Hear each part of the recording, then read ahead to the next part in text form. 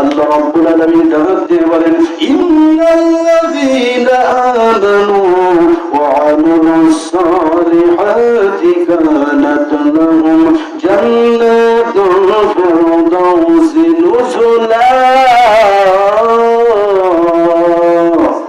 আল্লাহ রাব্বুল আলামিন ডাক দিয়ে বলেন নিশ্চয় যারা ঈমান এনেছে, ঈমান আনার পরে যারা সৎ কাজ করবে তাহলে তারা জান্নাতুল ফিরদাউসের অধিবাসী হবে, তারাই পাবে জান্নাত। ও মুসলমান, একটু গভীরে চিন্তা করে দেখুন, সাহাবায়ে কেরাম রাদিয়াল্লাহু তাআলা আনহুরা যখন ঈমান এনেছিলেন, ঈমান আনার পরে তারা কি কখনো অন্যায় কাজের দিকে অগ্রসর হয়েছিলেন?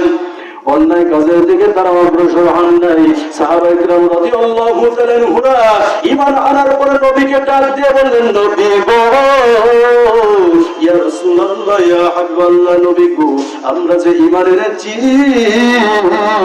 ঈমান আনার পরে আমাদের সর্বপ্রথম কাজ কি? নবী আমার ডাক দিয়ে বললেন, সাহাবীরা রে, তোমরা যেহেতু ঈমান এনেছো, ঈমান আনার পরে তোমরা সর্বপ্রথম সালাত কায়েম করবে, নামাজ পড়বে। কি পড়বে? আমরা তো ঈমান এনেছি।